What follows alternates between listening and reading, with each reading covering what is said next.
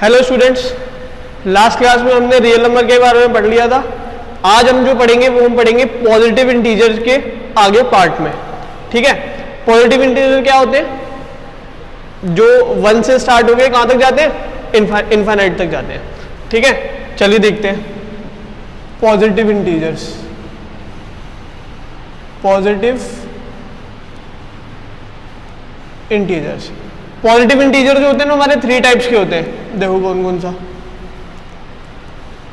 पहला होता है यूनिट, दूसरा होता है प्राइम, तीसरा होता है कंपोजिट। ठीक है, यूनिट का मतलब आप समझ ही गए होंगे 1। ठीक है, पॉजिटिव इंटीजर होते क्या है? 1 2 3 डॉट डॉट डॉट इनफाइनाइट तक जाते हैं। ये हमारे पॉजिटिव इंटीजर्स होते हैं। इनको 3 कैटेगरी में डिवाइड किया जाता है। सबसे पहला होता है यूनिट, फिर प्राइम, फिर क्या होता है? कंपोजिट। ठीक है, अब एक चीज इसमें देखना, यूनिट को हम कहते हैं 1, तो यूनिट तो हो गया यहाँ पे। अब बात आती है किसकी? प्राइम की। किसकी आती है? प्राइम की बात। ठीक है, यहाँ पे देखते हैं प्राइम नंबर्स क्या होते हैं।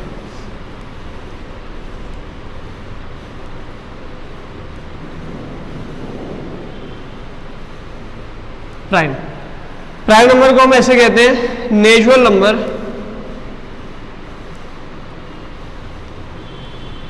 Greater than 1 and they was या दे वर डिविजिबल बाय 1 और इटसेल्फ। ठीक है, यानी कि ये वो नेचुरल नंबर्स होते हैं जो कि ग्रेटर देन किससे होते हैं? 1 से, और किससे डिविजिबल होते हैं? या तो 1 से डिविजिबल होते हैं और खुद से डिविजिबल होते हैं। देखिए कौन कौन से होंगे? 1 से बड़े होंगे, यानी कि 2 3 4 5 6 7 8 9 10 11 12। ठीक है, अब इसमें हम चेक करेंगे ये खुद से डिविजिबल हो रहा है और 1 से हो रहा है या नहीं। देखो 2 को किसके से डिविजिबल होता है? एक तो 1 से होता है और एक 2 से होगा।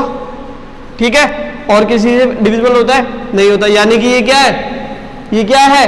प्राइम नंबर है। ठीक है, अब हम 3 की बात करते हैं। 3 किसके से होता है? एक 1 से होता है और एक 3 से होता है, यानी कि ये भी क्या है? प्राइम नंबर है। अब जब बात आएगी हमारे 4 की, अब 4 देखिएगा। 4 एक तो डिविजिबल होता है 1 से, एक डिविजिबल होता है 2 से, लेकिन एक डिविजिबल होता है किससे? 4 से।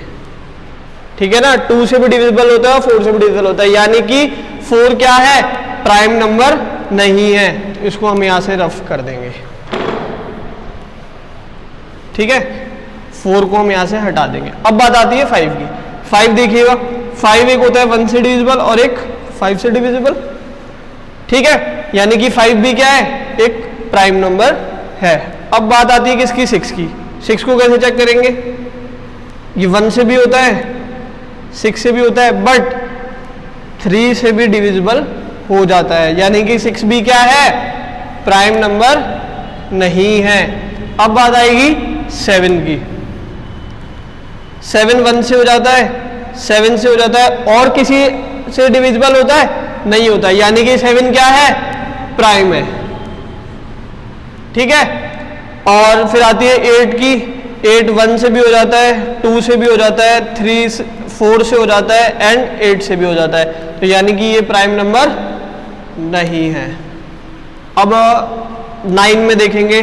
9 जो है 1 से डिविजिबल हो जाता है, 9 से भी हो जाता है, बट 3 से भी हो जाता है, तो ये भी प्राइम नंबर नहीं होगा। 10 भी ऐसे ही, 1 से भी हो जाता है, 10 से भी हो जाता है, 5 से भी हो जाता है और 2 से भी हो जाता है, 10 भी नहीं होगा।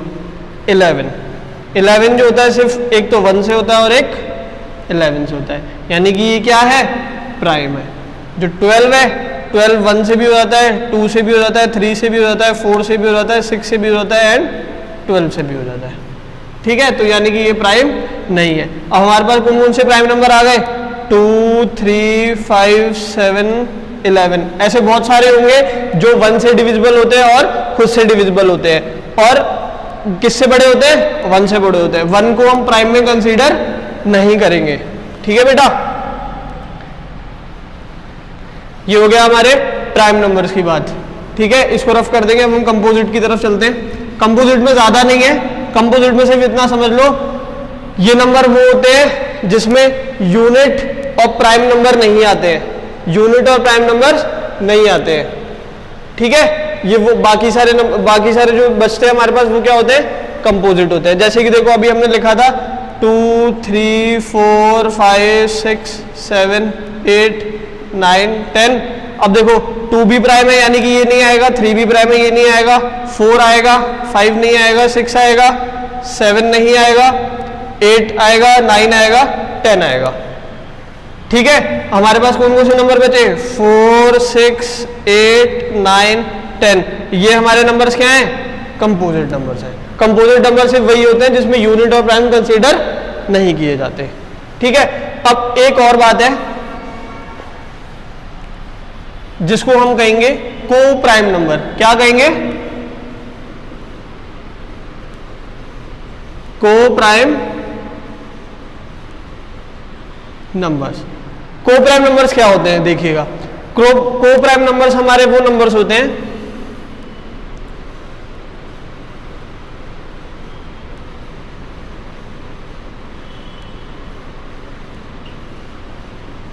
natural number that have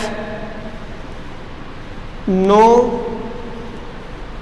common factor other than 1। को प्राइम नंबर्स क्या होते हैं, को प्राइम नंबर्स हमारे वो नेचुरल नंबर्स होते हैं जिसमें कोई कॉमन फैक्टर नहीं होता है और 1 होता है अदर देन। मतलब इसका मतलब ये होता है कि natural number that have no common factor other than 1, यानी कि उसके पास कोई भी कॉमन फैक्टर नहीं होगा 1 के अलावा। देखिए जैसे कि 23 और 24। ठीक है, इसके हम फैक्टर करेंगे तो क्या होगा, 23 इंटू 1 एंड 24 इंटू 1। ठीक है, ये होगा, या फिर 24 का और भी हो सकता है। बट अब इन दोनों में कॉमन कौन सा आ रहा है, 1 आ रहा है। दोनों में कॉमन कौन सा आ रहा है, 1 आ रहा है। तो ये नंबर्स हमारे क्या होते हैं, को प्राइम नंबर्स। अब जैसे मान लो एक और दे देते हैं 6 और 8, 6 और 8। अब इसमें देखो 2 भी आ रहा है, 3 2 इंटू 3। अब इसमें क्या आएगा, 2 इंटू 4। अब इसमें 2 आ रहा है ना, 2 कॉमन फैक्टर है। सिर्फ याद हमें ये रखना है कि नेचुरल नंबर क्या है, जिनका कोई कॉमन फैक्टर नहीं है 1 के अलावा। अब इसमें 2 आ रहा है यानी कि ये को प्राइम नंबर नहीं है। ठीक है, यहां तक बात समझ में आई। पॉजिटिव इंटीजर्स यानी कि जो 1 से इंफिनिटी तक जाते हैं, इनको तीन पार्ट में डिवाइड किया गया, यूनिट, प्राइम, कंपोजिट। यूनिट यानी कि हमारा 1, प्राइम नंबर हमारे वो होते हैं जो कि खुद से डिविजिबल होते हैं और 1 से डिविजिबल होते हैं। कंपोजिट नंबर हमारे वो होते हैं जिसमें यूनिट और प्राइम को कंसीडर नहीं किया जाता। बाकी बचे नंबर्स क्या होते हैं, कंपोजिट नंबर होते हैं। बात आती है को प्राइम नंबर की। को प्राइम नंबर हमारे वो होते हैं जिनका कॉमन फैक्टर क्या होता है, 1 होता है। ठीक है बेटा, अब हम बात करते हैं इसके आगे चैप्टर की। आगे हम क्या पढ़ने वाले हैं, ये हमारा बेसिक्स था रियल नंबर का। अब इस चैप्टर में हम जो पढ़ने वाले हैं वो हम पढ़ेंगे यूक्लिड डिवीजन लेमा। आज हम चैप्टर की तरफ चल रहे हैं यूक्लिड्स डिवीजन लेमा कह सकते हैं, थ्योरम भी कह सकते हैं। ठीक है, यूक्लिड डिवीजन थ्योरम या फिर लेमा। बुक में बहुत कुछ लिखा होगा बट आज जो मैं बता रहा हूं सिर्फ वही याद रखना, वही क्या है, यूक्लिड डिवीजन थ्योरम है। ठीक है, आइए समझते हैं। बस एक बात ध्यान रखना, जहां पे भी डिवीजन हो रहा होगा ना, जहां पे भी डिवाइड किसी का भी हम कर रहे होंगे, वहां पे क्या आकर हो रही होगी, यूक्लिड डिवीजन थ्योरम आकर हो रही होगी। जैसे मान लीजिए 15 को हम डिवाइड कर रहे हैं 4 से। ठीक है, 4 3 जा 12, कितना एलसीएम बच गया, रिमाइंडर कितना बच गया, 3। अब देखो इसमें जो ये होता है ना, इसको क्या कहते हैं, डिविडेंड ये होता है हमारा डिवाइजर, ये होता है हमारा रिमाइंडर, और ये क्या होता है हमारा कोशेंट। ठीक है, इसको लिखने का जो वे होता है वो ये होता है, आपको पता भी होगा कि dividend is equals to divisor into quotient plus remainder. ठीक है, जिसमें जो रिमाइंडर होता है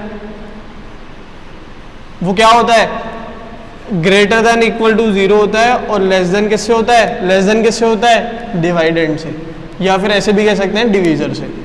लेस देन किससे होता है, डिवीजर से। ठीक है, ये हमारी क्या है, यूक्लिड डिवीजन थ्योरम है। इसका हम यूज क्यों करते हैं, इसका हम यूज करते हैं कि एचसीएफ निकालने के लिए। एचसीएफ में जैसे होता है एचसीएफ का मतलब होता है हाईएस्ट कॉमन फैक्टर। इसका मतलब देखो कैसे मैं बताऊं, मान लो मैंने दो नंबर ले लिए 24 और 124।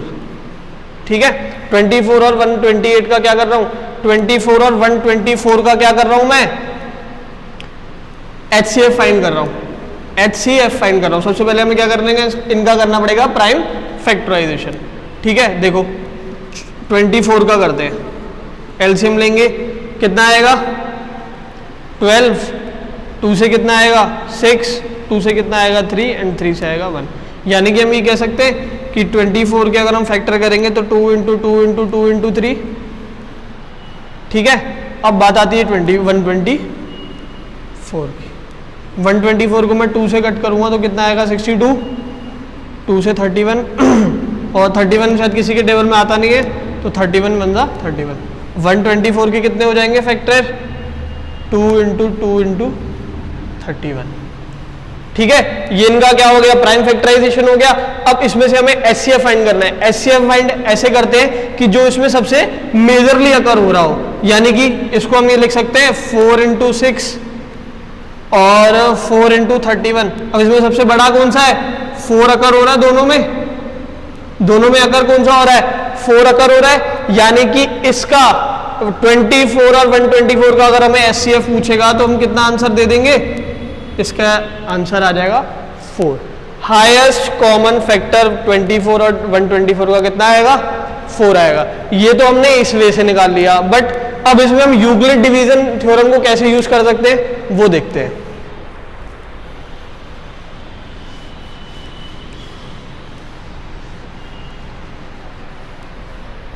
हम आज सॉल्व कर रहे हैं 24 और 124 को, और किसके थ्रू, यूक्लिड डिवीजन थ्योरम के थ्रू। ठीक है, 24 और 124। अब इसमें से कैसे करते कैसे हैं, देखिए सबसे बड़ा कौन सा है, ये बड़ा है, यानी कि इसको हम अंदर रख लेंगे। 24 छोटा है, इसको हम क्या रख लेंगे, बाहर रख लेंगे। ठीक है, अब इसका हम डिवाइड करते हैं। 24 5 टाइम्स करते हैं, कितना आ जाएगा 124 रिमाइंडर आ जाएगा। इसको हम यहाँ पर लिखते हैं। सबसे पहले क्या लिखेंगे, डिविडेंड। डिविडेंड कितना है 124, और हम कर क्या रहे हैं, पहले वो लिख देते हैं कि using Euclid's division theorem find the HCF of 24 और 124। ठीक है, 24 और 124 का क्या निकाल रहे हैं हम, एचसीएफ फाइंड कर रहे हैं।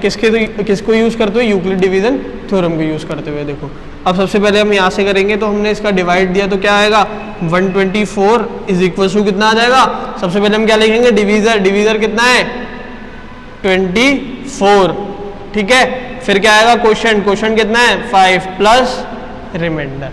अब देखिए अभी हम जब तक हम इसको थ्योरम को यूज करते रहते हैं, जब तक रिमाइंडर क्या ना आ जाए, 0 ना आ जाए। यहां पे हम एक स्टेटमेंट दे देंगे, remainder is not equal to 0। तो हम यहां पे लिखेंगे again using Euclid's division theorem, again using Euclid division theorem find the HCF of. अब हम इसमें क्या कंसीडर करेंगे, जो हमारा रिमाइंडर होगा और क्या होगा, डिवाइजर होगा। नेक्स्ट स्टेप में हम कंसीडर करेंगे रिमाइंडर और डिवाइजर को, यानी कि HCF ऑफ 24 एंड 4 यहां पे फाइंड करते हैं। देखिएगा 4 6 24, रिमाइंडर कितना आ गया 0, रिमाइंडर कितना आ गया 0 आ गया। अब इसको यहां पे कैसे लिखेंगे, यहां पे हम लिखेंगे कि 24 is equal to 4 into 6 plus 0। अब जब रिमाइंडर आ गया 0 तो हम इसके आगे हम यूक्लिड डिवीजन थ्योरम नहीं लगाएंगे। जो लास्ट स्टेप में हमारा डिवीजर होगा, जो लास्ट स्टेप में जहां पे रिमाइंडर 0 आ रहा है वहां पे जो डिवीजर होगा उसको हम क्या कंसीडर करेंगे, HCF of this and this. ठीक है, यहां पे हम लिखेंगे कि remainder is equal to 0, hence HCF of 24 and 124 is 4। ठीक है, यहां पे हमारा क्वेश्चन एंड हो जाएगा। देखिए हमने HCF प्राइम फैक्टराइजेशन से भी निकाला था, तब भी क्या आ रहा था 4 आ रहा था। अब हमने यूक्लिड डिवीजन थ्योरम को यूज करते हुए निकाल लिया, तो भी HCF क्या आ रहा है 4 आ रहा है। सिर्फ यही यूज करते हैं हम इसका, बस बेसिक ये ध्यान रखना कि dividend equal to divisor into quotient plus remainder. Remainder जो है ग्रेटर देन इक्वल टू होना चाहिए 0 के और लेस देन किसके होता है, डिवीजर के। ठीक है, यही है यूक्लिड डिवीजन थ्योरम, ऐसे ही सॉल्व करना है। बस एक चीज ध्यान रखनी है, हमें तब तक यूक्लिड डिवीजन थ्योरम लगानी है जब तक रिमाइंडर क्या ना आ जाए, 0 ना आ जाए। और अगर रिमाइंडर 0 नहीं आ रहा है तो उस स्टेप में हमें दोबारा किसका HCF करना है, रिमाइंडर का और डिवाइजर का, रिमाइंडर का और डिवाइजर का। ठीक है, इसको नोट कर लो। हम सेकंड क्वेश्चन की तरफ चलते हैं।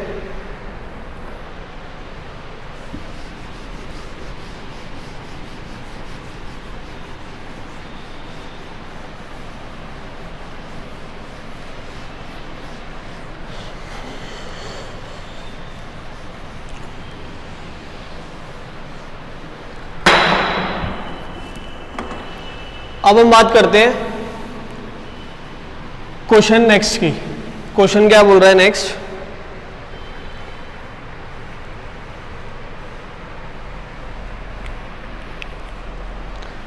देखो अब हम जो चल रहे हैं वो एक्सरसाइज 1.1 करवा रहा हूँ। ठीक है, उसका हम क्वेश्चन नंबर 1 देखते हैं।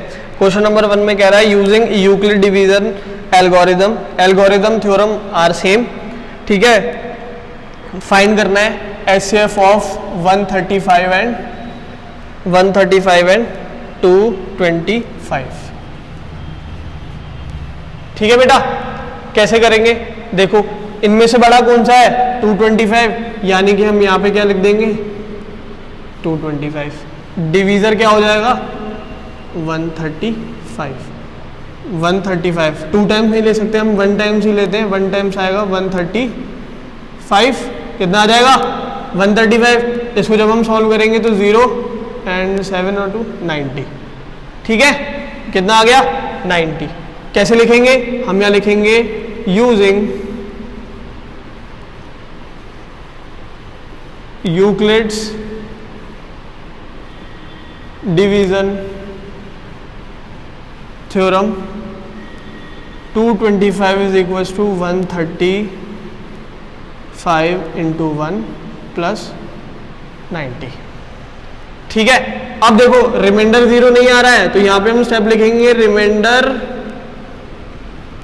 Is not equal to 0, hence we again using Euclid division theorem and किसका HCF फाइंड करेंगे 135 और 90 का।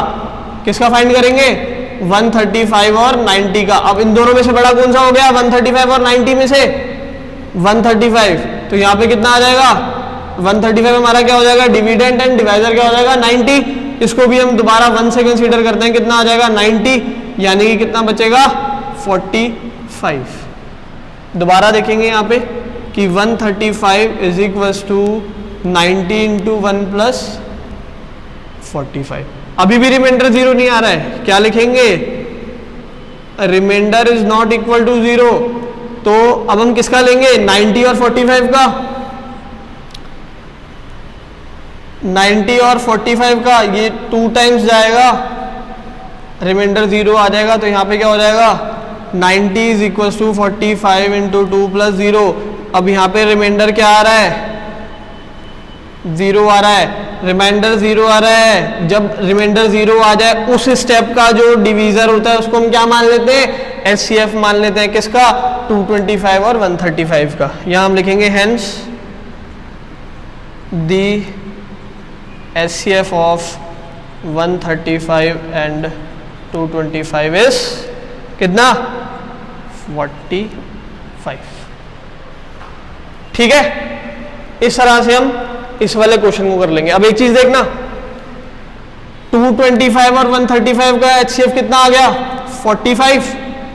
अगर हम इसको छुपा लेते हैं, अगर हमसे बोला जाता कि 135 और 90 का निकालना है, किसका निकालना है? 135 और 90 का, तो भी क्या आता? 45 ही आता। अब इन दोनों स्टेप को अगर हम हाइड कर लेते हैं, हमसे अगर बोलता कि 90 और 45 का निकालना है, तो भी हमारा एचसीएफ क्या आता? 45 आता। हम यहाँ से ये भी कह सकते हैं कि 45 is the HCF of 135 and 225, also 135 and 45, also sorry 135 and 90, also 90 and 45। यानी कि 45 is the HCF of 135 and 90, 90 and 45 and 135 and 225। ठीक है, इस वजह से हम HCF निकाल सकते हैं यूजिंग यूक्लिड्स डिवीजन थ्योरम के अकॉर्डिंग।